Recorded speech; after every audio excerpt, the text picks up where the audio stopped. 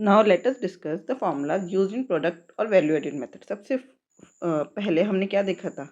Value added, जिसे हम बोल रहे थे ग्रॉस वैल्यू एडिड, है ना? Gross value added net contribution था। तो नेट कंट्रीब्यूशन कैसे निकला था? Total output minus intermediate consumption.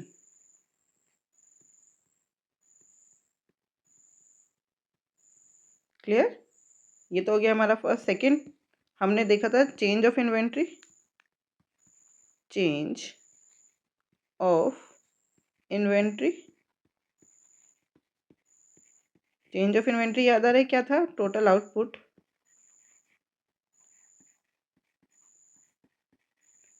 ये सब क्या है?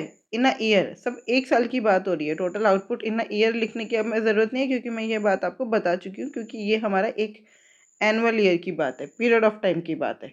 Total output minus cell of firm. तो ये हो गया हमारा सेकेंड फॉर्मूला। यहाँ से हम टोटल आउटपुट की वैल्यू निकाल सकते हैं, ये माइनस में इधर आकर प्लस में। तो total output is equals to sales plus change in inventory.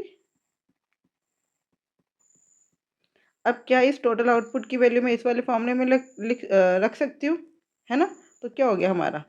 Gross value added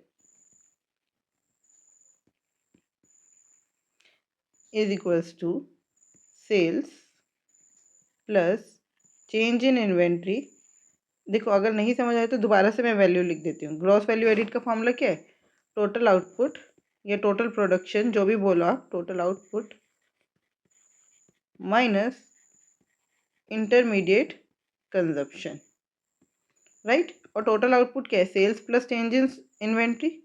total output आया ना अभी, यहाँ पे लिख देते हैं sales plus change in inventory minus intermediate consumption. इस वाले फॉर्मूले में हमने एक बात मान के चलिए कि जो भी हमारा टोटल आउटपुट हो रहा है वो या तो हमने बेच दिया या फिर हमारी कंपनी में ही बचा है। लेकिन कुछ ऐसा भी हो सकता है जिसको हमने ना तो बेचा है, ना अपनी कंपनी में स्टॉक में बचा के रखा है, बल्कि उसको सेल्फ कंजप्शन के लिए रख लिया है। तो फॉर्मूले में अगर हमें कहीं पर दिया है रिटेन फॉर सेल्फ कंजप्शन, तो वो भी आउटपुट का ही तो पार्ट है, वो भी तो हमने प्रोडक्शन किया है ना। Change in inventory plus retain for self consumption, retained for self consumption. अब ये पूरा टोटल आउटपुट हो गया, है ना? ये टोटल आउटपुट है ना। अब ये हो गया टोटल आउटपुट। वैसे ये बहुत कम हमें देखने को मिलता है, लेकिन अगर दिया है तो हमें ये भी ऐड करना पड़ेगा, माइनस इंटरमीडिएट कंजप्शन। क्लियर है? तो ये हमारा ग्रॉस वैल्यू एडिड का फॉर्मूला हो गया। अब ये ग्रॉस वैल्यू एडिड सिर्फ एक फर्म का है। किसका है? Only one firm. तो अगर हमें ग्रॉस डोमेस्टिक प्रोडक्ट निकालना है, ग्रॉस डोमेस्टिक प्रोडक्ट का क्या मतलब है? ग्रॉस डोमेस्टिक प्रोडक्ट का मतलब है aggregate value of goods and services produced by the economy in a year. Aggregate value of goods and services produced by the economy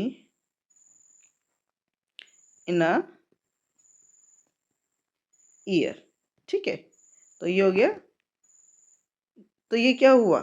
जितना भी हमारा जितने भी फॉर्म्स है, उन्होंने जितना वैल्यू ऐड किया है सबको जोड़ दो। तो GVA gross value added of form 1 plus gross value added of form 2 plus ऐसे जितनी भी फॉर्म्स हैं gross value added of form N. तो इसको हम क्या लिख सकते हैं, sigma gross value added.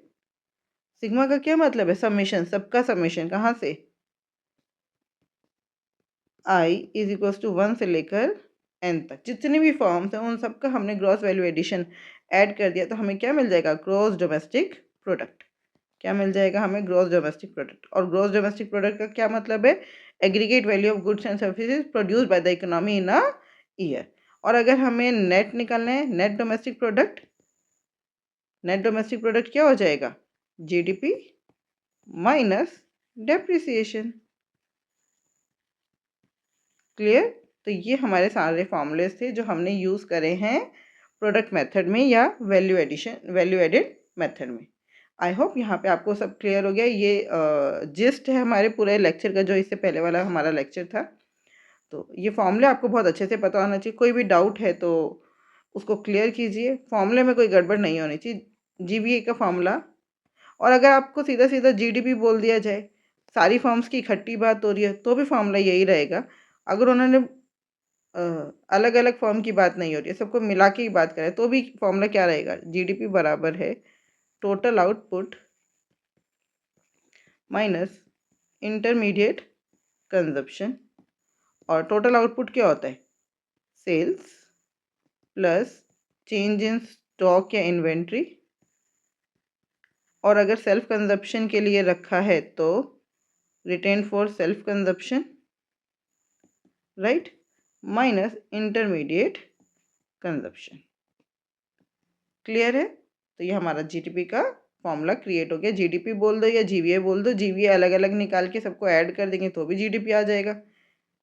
I hope ये सब आपको अब क्लियर हो गया है। अच्छा, इसमें एक चीज़ का और ध्यान रखना है, जो सेल्स है ना, सेल्स हमारी दो तरह की हो सकती है। अगर सेल्स वर्ड लिखा है, इसका मतलब आपने जो अपने देश के अंदर बेचा है वो भी आ गया, और अगर आपने बाहर बेचा है वो भी आ गया। लेकिन कभी कभार क्वेश्चंस में हमें अलग अलग देखने को मिलता है। तो सेल्स को हम 2 पार्ट्स में डिवाइड कर देते हैं, एक तो डोमेस्टिक सेल्स और दूसरा एक्सपोर्ट्स। अगर आपको सिर्फ सेल्स लिखा है तो उसके अंदर डोमेस्टिक सेल्स और एक्सपोर्ट्स दोनों इंक्लूडेड है। अगर डोमेस्टिक सेल्स लिखा है तो और एक्सपोर्ट्स अलग लिखा है तो इन दोनों को मिलाकर आपका सेल्स बनेगा। बाकी जितने भी हम आगे क्वेश्चंस करेंगे उससे ये सब क्लियर होता जाएगा।